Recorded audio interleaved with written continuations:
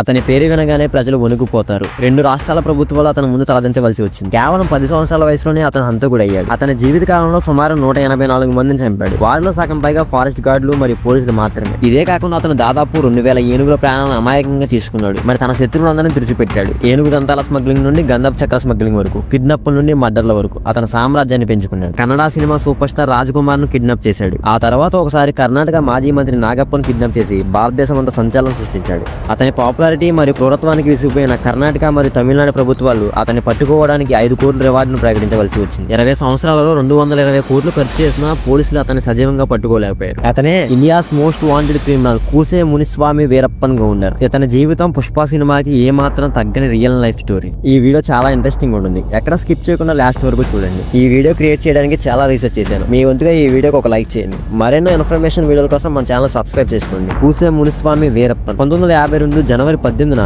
కర్ణాటకలోని గోపీనాథం గ్రామంలో ఒక తమిళ కుటుంబంలో జన్మించాడు. అతని మేనమామ అప్పటికే స్మగ్లర్ కావడంతో వీరప్పన్కు చిన్న వయసులోనే ఆయుధాలు వాడడం నేర్పించాడు. చుట్టుపక్కల అరణ్యాలలో తన మేనమామకు ఉన్న గుర్తింపు కారణంగా వీరప్పన్ కూడా క్రమంగా అనేక వేటా సమూహాలతో స్నేహం చేయడం ప్రారంభించాడు. కేవలం 10 సంవత్సరాల వయసులోనే వేట కోసం రంగంలోకి దూకాడు. మరికొద్ది రోజుల్లోనే ఈ పనిలో చాలా నైపుణ్యం సంపాదించుకున్నాడు. అతని పేరు ఆనాటి ఉత్తమ షూటర్లలో చేర్చడం ప్రారంభమైంది. అనేక ఏనుగులను చంపిన తర్వాత అతను 17 సంవత్సరాల వయసులో హత్యలు చేయడం ప్రారంభించాడు. మరియు కేవలం 18 సంవత్సరాల వయసులోనే అతను వేటగాళ్ల సమూహంలో చేరాడు. క్రమంగా తన స్థితిని పెంచుకోవడం ప్రారంభించాడు. కొద్ది రోజుల్లోనే అతను ఈ గుంపుపై పట్టును సాధించాడు. తన గుంపుకు అధిపతికి బదులుగా ప్రతి పనులను తానే వ్యవహరించడం ప్రారంభించాడు. ఈ స్మగ్లింగ్ పనిలో చాలా డబ్బు ఉంది కాబట్టి అతను త్వరగా అటవీ శాఖ దృష్టిలో పడడం ప్రారంభించాడు. ఇప్పటికీ అడవిలో గూడు కట్టుకున్న పాత స్మగ్లర్ల కంటే వీరప్పన్ క్రమంగా ముందుకు సాగుతున్నాడు. అందుకే వీరప్పన్ వీలైనంత త్వరగా తన దారిని తప్పించాలని నిర్ణయించుకున్నారు. ఇప్పుడు వీరప్పన్ ఎప్పుడు డీల్ కుదుర్చుకున్నా అతడి వార్తలు పోలీసులు చేరడంతో ఆ డీల్ మధ్యలోనే వదిలేసి అడవిలోకి పరుగులు తీయాల్సి వచ్చింది. ఈ సమాచారం అంతా తన పోటీదారులచే పోలీసులకు ఇవ్వబడుతుంది.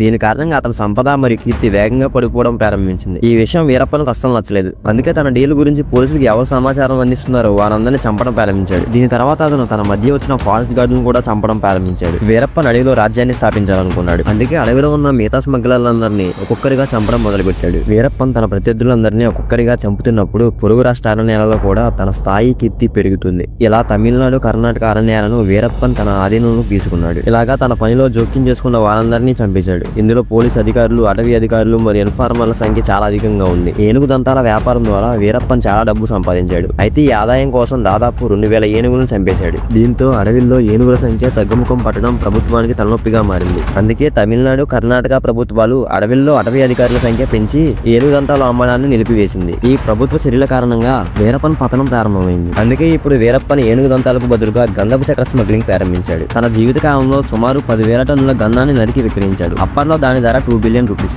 భారతదేశంలో గంధాన్ని నరికి విక్రయించడం చట్టవిరుద్ధం మరియు నేరం. దానిపై రాష్ట్ర ప్రభుత్వానికి మాత్రమే హక్కు ఉంటుంది. కానీ వీరప్పన్ దానిపై ఉన్న తమ హక్కును నమ్ముకొని స్మగ్లింగ్ చేస్తున్నాడు. అయినా కర్ణాటక, తమిళనాడు ప్రభుత్వాలు ఎన్నో ఏళ్లు ప్రయత్నించినా వీరప్పన్ పట్టుకోలేకపోయారు. చాలా మంది అటవీ అధికారులు వీరప్పన్ పట్టుకోవడానికి వెళ్లారు. కానీ వారినే వీరప్పన్ చంపేవాడు. అందుకే పనిలో నైపుణ్యం, నిజాయితీ ఉన్న అధికారి కోసం కర్ణాటక ప్రభుత్వం వెతుకుతుంది. వీరప్పన్ ని పట్టుకోవడానికి 1983లో కర్ణాటక ప్రభుత్వం పి. శ్రీనివాస్ ని నియమించింది. వీరప్పన్ పట్టుకోవడానికి పి. శ్రీనివాస్ ఈ ప్రాంతంలో నెట్వర్క్ ను తయారు చేయడం ప్రారంభించాడు. 3 ఏళ్ల పాటు శ్రమించి ఎన్నో ప్రయత్నాల తర్వాత 1986లో బెంగళూరులో జరుగుతున్న స్కార్క్ సమ్మేళనంలో వీరప్పన్ ను పట్టుకున్నారు. వీరప్పన్ ను ప్రశ్నించేందుకు గోడిపడగా ఫారెస్ట్ కు తీసుకొచ్చి చాలా రోజుల పాటు విచారించారు. వీరప్పన్ ఇచ్చిన సమాచారం ద్వారా పోలీసులు కర్ణాటక, తమిళనాడు, కేరళ రాష్ట్రాల్లో వీరప్పన్ కు చెందిన పలు ప్రాంతాల్లో దాడులు చేసి చందనాన్ని స్వాధీనం చేసుకున్నారు. కొన్ని రోజుల తర్వాత వీరప్పన్ ఎలాగోలాగా పోలీసులు మోసం చేసి అక్కడి నుండి పారిపోయాడు. పోలీసుల నుండి పారిపోయిన తర్వాత 1987లో వీరప్పన్ చిదంబరం అనే అడవి అధికారిని కిడ్నాప్ చేసి దారుణంగా హత్య చేయడం చర్చనీయమైంది. వీరప్పన్ తప్పించుకున్న విషయంపై పి. శ్రీనివాస్ ఇప్పటికే అయోమయంలో పడ్డాడు. అయితే ఈ సంఘటన తర్వాత మళ్లీ వీరప్పన్ పట్టుకునేందుకు మరింత ఉత్సాహం చూపించాడు. వీరప్పన్ 1990లో ముత్తులక్ష్మిని వివాహం చేసుకున్నాడు. ఇది జరిగిన కొన్ని రోజుల తర్వాత ఫిబ్రవరి 1990లో వీరప్పన్ కు సంబంధించిన డీల్ గురించి పోలీసులకు సమాచారం అందింది. పోలీసులు ఆ స్థలాన్ని నలుగువైపులా చుట్టుముట్టారు. వీరప్పన్ తనను తాను కాపాడేందుకు సరుకునంతా అక్కడే వదిలేసి పారిపోవాల్సి వచ్చింది. ఈ రైడ్ లో వీరప్పన్ కు చాలా గట్టి దెబ్బ పడింది. 65 మెట్రిక్ టన్నుల గంధాన్ని స్వాధీనం చేసుకున్న అధికారులు వీరప్పన్ వాహనాలను సీజ్ చేశారు. ఈ రోజు వరకు మొత్తం ప్రపంచంలోనే అదే పెద్ద గంధపు చక్ర స్వాధీనం. ఈ చర్య కారణంగా వీరప్పన్ భారీ నష్టాన్ని చవిచూశాడు. అసలే వీరప్పన్ షార్ట్ టెంపర్ మనిషి. ఈ పని కారణంగా పోలీసులపై మరింత ఆగ్రహం పెరిగింది. ఇప్పుడు వీరప్పన్ కి శ్రీనివాస్ ఒక టార్గెట్ అయ్యాడు. దీంతో వీరప్పన్ తనకు తానుగా వ్యక్తిగతంగా లొంగిపోతానని చెప్పి శ్రీనివాస్ ను ఒంటరిగా అడవికి తీసుకురమ్మని తన సోదరుని పంపాడు. ఒక మూర్ఖుడు కూడా దీన్ని నమ్ముతాడని నేను అనుకోవడం లేదు. కానీ శ్రీనివాస్ నమ్మాడు.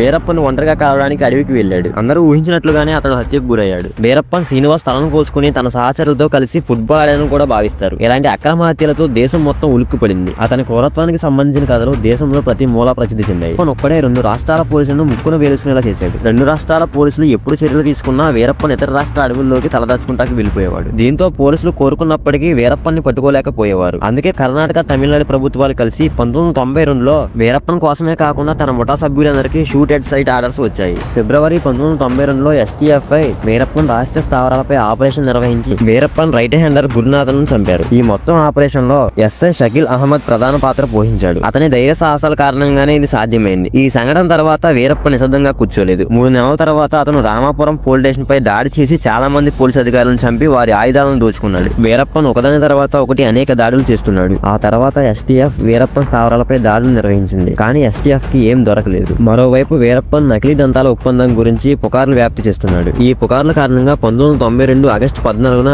SP హరికృష్ణ మరియు SI షకీల్ అహ్మద్ కలిసి అతన్ని పట్టుకోవడానికి తమ బృందంతో కలిసి అడవికి చేరుకున్నారు. ఇక్కడ వీరప్పన్ ప్లానింగ్ ముసుగులో SP హరికృష్ణ మరియు SI అహ్మద్ తో పాటు 5 మంది పోలీసు అధికారులు మరణించారు. ఇలాగా పోలీసులపై వీరప్పన్ కు ఆగ్రహం కట్టలు తెంచుకుంది. పోలీసులు వీరప్పన్ పట్టుకోవడానికి వెళ్తారు. కానీ వీరప్పన్ కే వేటగా మారతారు. ఈసారి వీరప్పన్ IPS అధికారి K గోపాలకృష్ణను లక్ష్యం చేసుకుని 1993లో వీరప్పన్ కొల్హాపూర్ గ్రామంలో పోస్టర్ వేసి గోపాలకృష్ణను పట్టుకోమని సవాల్ చేశాడు. ఈ వార్తతో ఆ ప్రాంతమంతా కలకలం వ్యాప్తించింది. మరియు గోపాలకృష్ణన్ వీరప్పన్ యొక్క సవాల్కు వచ్చి అతన్ని పట్టుకోవడానికి తన బృందంతో కలిసి అడవికి వెళ్తాడు. అతనితో పాటు 15 మంది ఇన్ఫార్మర్లు, 2 ఫారెస్ట్ గార్డులు, 5 మంది పోలీసులు కూడా వారి ముందు వెళ్తున్న బస్సులో ప్రయాణిస్తున్నారు. వీరప్పన్ కూడా వారి ప్రతి కదలికను గమనిస్తూనే ఉన్నాడు. అతను అప్పటికే SP గోపాలకృష్ణన్ ప్రయాణిస్తున్న దారిలో ల్యాండ్ మైన్లు పెట్టాడు. బస్సు పాలాపూర్ వంతెన వద్దకు చేరుకోగానే పేలుడు దాటికి బస్సు ఎగిరిపోయింది. బస్సులో ప్రయాణిస్తున్న 22 మంది చనిపోయారు. కానీ గోపాలకృష్ణన్ మరో వాహనంలో ఉన్నందున రక్షించబడ్డాడు. ఈ ఘటన తర్వాత పోలీసుల పాలన ప్రశ్నార్థకమైంది. అందుకోసం SDF వీరప్పన్ గ్రామాలలో సోదాలు ప్రారంభించింది. మే 1993లో పోలీసులు తమ కుటుంబాన్ని విచారించారు. మరియు తన భార్య ముత్తులక్ష్మి తన భర్తకు సహకరించినందున ఆమెను కూడా అరెస్ట్ చేశారు. కొన్ని రోజుల తర్వాత వీరప్పన్ భార్య విడుదలైంది. అయితే ఈలోగా వీరప్పన్ మరియు అతని గ్యాంగ్ ని పట్టుకోవడానికి తమిళనాడు ప్రభుత్వం SDF 1993 జూలైలో అడవిలో కార్యకలాపాలు నిర్వహిస్తుండగా వీరప్పన్ సహచరులను 18 మంది అరెస్ట్ చేసింది. 1 నెల తర్వాత ఆగస్టు 1993లో BSF మరియు వీరప్పన్ గ్యాంగ్ మళ్లీ కలుసుకున్నారు. ఇందులో 18 మంది వీరప్పన్ మనుషులు మరణించారు. మరోవైపు BSF కు చెందిన 3 జవాన్లు కూడా వీరమరణం పొందారు. ఇలాగా ఒకసారి పోలీసులు వీరప్పన్ గ్యాంగ్ సభ్యులను చంపేస్తే ఇంకోసారి వీరప్పన్ పోలీసులపై రహస్యంగా దాడి చేసి వారిని టార్గెట్ చేసుకునేవాడు. ఇలా ఎంత ప్రయత్నించినా పోలీసులు వీరప్పన్ ని పట్టుకోలేకపోయేవారు. 2 రాష్ట్రాల పోలీసులు కూడా తనని పట్టుకోలేని విధంగా తన సామ్రాజ్యాన్ని ఏర్పరచుకున్నాడు. ఇప్పుడు వీరప్పన్ రాజకీయ అనుకూలత కోసం చాలా డబ్బును ఉపయోగించాడు. మరియు వారితో పరిచయాన్ని పెంచుకోవడం ప్రారంభించాడు. అంతేకాకుండా అతను అటవీ అధికారులను మరియు ప్రజలను కిడ్నాప్ చేసి వారి విడుదల కోసం తనకు కావాల్సింది కోరుకునేవాడు. 2000 సంవత్సరంలో ప్రముఖ సినీ నటుడైన రాజ్ కుమార్ ను వీరప్పన్ సొంత ఇంటిని కిడ్నాప్ చేశాడు. ఈ కిడ్నాప్ ప్రజల్ని ఆశ్చర్యపరిచింది.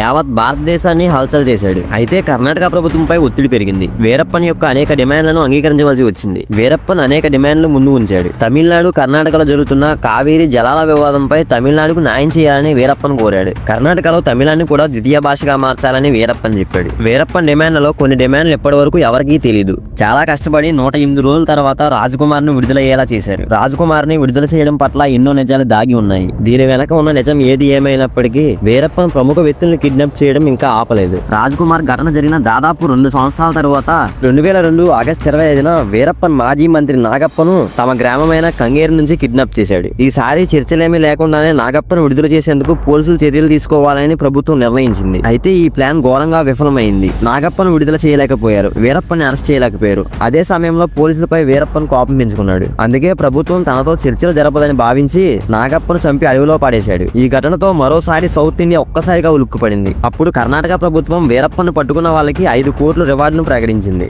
దావూద్ ఇబ్రహాం ను పట్టుకోవడానికి ఉంచిన రివార్డు మొత్తం తర్వాత ఈ మొత్తం 2వ అతిపెద్ద రివార్డు. మొదట 8 దంతాల వేట, ఆ తర్వాత గంధపు చెట్ల స్మగ్లింగ్, ఆ తర్వాత పెద్ద మనుషులు కిడ్నాప్ చేయడం ద్వారా చాలా ఫేమస్ అయ్యాడు. కర్ణాటక, తమిళనాడు ప్రభుత్వాలు ఇప్పటికే వీరప్పన్ ఒక కంట కంటపెడుతూ ఉన్నాయి. వీలైనంత త్వరగా వీరప్పన్ వదిలించుకోవడం అవసరం. కాబట్టి 2003-2004 మధ్య తమిళనాడు ముఖ్యమంత్రి జయలలిత STF ని నడిపించే బాధ్యతని IPS విజయ్ కుమార్ కు అప్పగించింది. విజయ్ కుమార్ చాలా ఎక్స్పీరియన్స్డ్ పోలీస్ ఆఫీసర్. అతనికి కర్ణాటక, తమిళనాడు మరియు కేరళ అరణ్యాలపై చాలా అవగాహన ఉంది. 15 సంవత్సరాలుగా వీరప్పన్ పోలీసులను మోసం చేసి చట్టం నుంచి తప్పించుకుంటున్నాడు. కానీ ఇప్పుడు తన మార్గాలన్నీ నెమ్మదిగా మూసుకుపోతున్నాయి. నిరంతరం పోలీస్ ఎన్కౌంటర్లలో వీరప్పన్ యొక్క గ్యాంగ్ 80% ముగిసిపోయింది. అతనితో 5-10 మంది మాత్రమే మిగిలి ఉన్నారు. అంతేకాదు అతని ఆర్థిక వనరులు కూడా అయిపోయాయి. కానీ వీరప్పన్ ఒకే ఒక భద్రతాలయం ఉంది, అదే అడవి. పోలీసులు కూడా ఆ విషయాన్ని అర్థం చేసుకున్నారు. వీరప్పన్ను అడవి నుండి బయటికి తీసుకొచ్చేందుకు సన్నాహాలు మొదలెట్టారు. ఈ ప్లాన్ పేరే ఆపరేషన్ కుక్కున్. 10 ఏళ్లుగా వీరప్పన్ గ్యాంగ్ ను ధ్వంసం చేయడానికి బిజీగా ఉన్న STF హెడ్ విజయ్ కుమార్ ఈ ప్లాన్ వేశాడు. అది 2004. ఇన్స్పెక్టర్ విజయ్ కుమార్ కి కథ ముగింపు రాసే క్లూ దొరికింది. ఆ క్లూ ఏంటంటే వీరప్పన్ కళ్ళలో ఏదో సమస్య ఉంది.